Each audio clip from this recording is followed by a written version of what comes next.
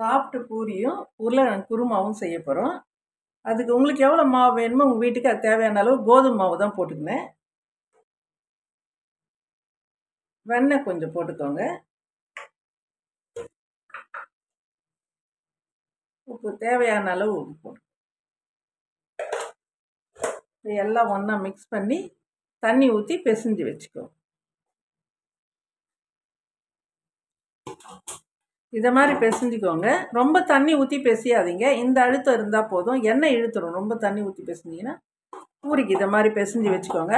குருமா செய்யலாம். அதுவரை இது கொஞ்சம் நேரம் ஊறட்டும். இப்போ தாளிப்புக்கு எண்ணெய் ஊற்றிக்கலாம். உருளைக்கிழங்கு குருமா செய்ய போகிறோம். அதுக்கு எண்ணெய் ஊற்றி சோம்பு, பட்டை, லவங்கம், ஏலக்காய், இலை தாளிப்பு.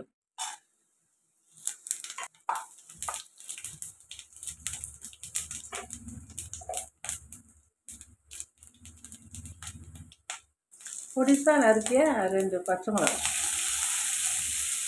இது இதோட சேர்த்து வதக்கலாம்.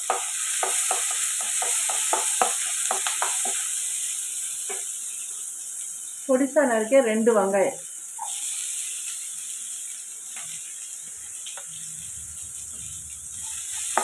சேர்த்து வதக்கலாம். ரொம்ப ப்ரௌனாக வேணாம், ஓரளவு பொன்னிறமாக இருக்கிற அளவுக்கு வதக்கலாம்.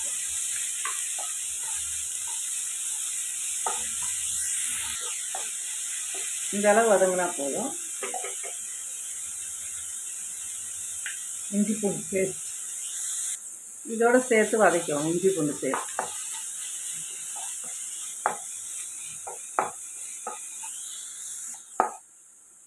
இப்போ ஒரே ஒரு தக்காளி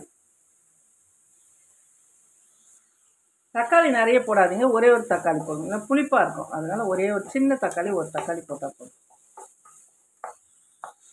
இது கொஞ்சம் நல்லா வதங்கட்டும். தக்காளி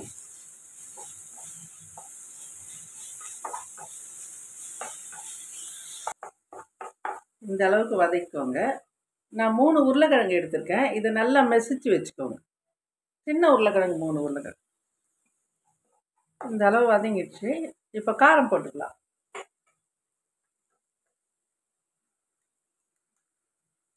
மிளகாத்தூள் ஒரு 1/2 ஸ்பூன் போட்டுருக்கேன். தனியாத்தூள் 1/2 ஸ்பூன்,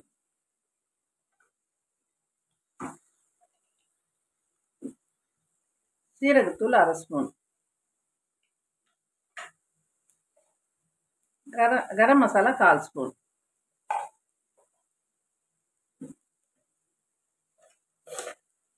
உப்பு தேவையான அளவு போட்டுக்கோம். இது எல்லாம் ஒன்றா மிக்ஸ் பண்ணிக்கணும்.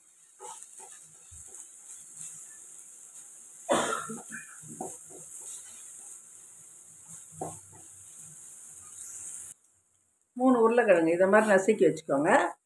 இதில் போட்டுக்கலாம். உருளைக்கிழங்கு இதெல்லாம் ஒன்றா மிக்ஸ் பண்ணிக்கோங்க.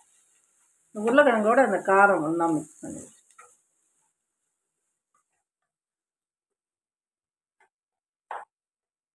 இப்போ ஒரு கிளாஸ் தண்ணி ஊற்றி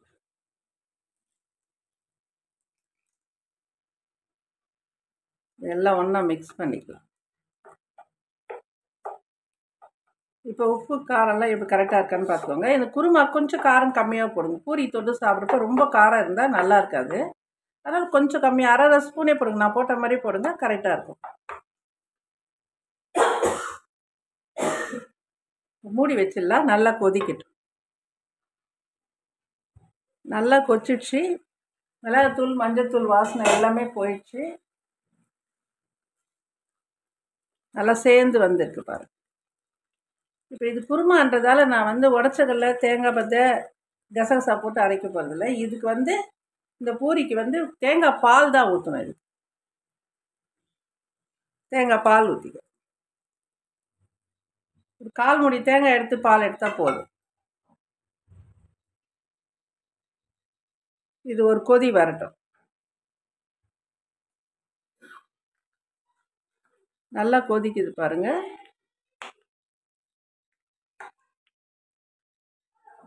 இப்போ கொத்தமல்லி, கருவேப்பிலை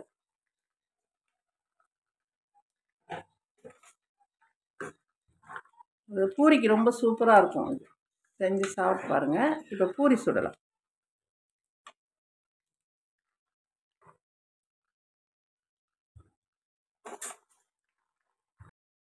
இப்போ பூரி சுடலாம். இந்த பூரி பாருங்கள், ரவுண்ட் ரவுண்டாக இது மாதிரி திரட்டிக்கோங்க. ரவுண்டாக வரலன்னா ஒரு டிஃபன் பாக்ஸ் மூடியை வச்சு கட் பண்ணி எடுத்துக்கோங்க. இந்த மாதிரி ரவுண்டாக வந்துடும் உங்களுக்கு. இப்போ பூரி சுடலாம்.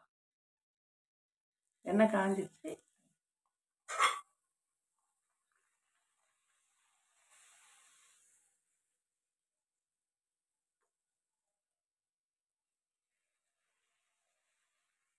பாருங்கள், நல்லா வந்துடுச்சு. வெறும் வெண்ணெய், உப்பு, கோதுமை மாவு மட்டும்தான் போட்டேன் நான்.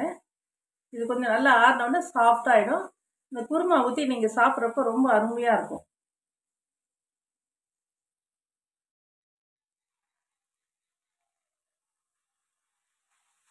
இதே மாதிரி பூரியும் குருமாவும் வச்சு சாப்பிட்டு பாருங்கள், ரொம்ப நல்லாயிருக்கும். செஞ்சு சாப்பிட்டு பாருங்கள். அவ்வளோதான்.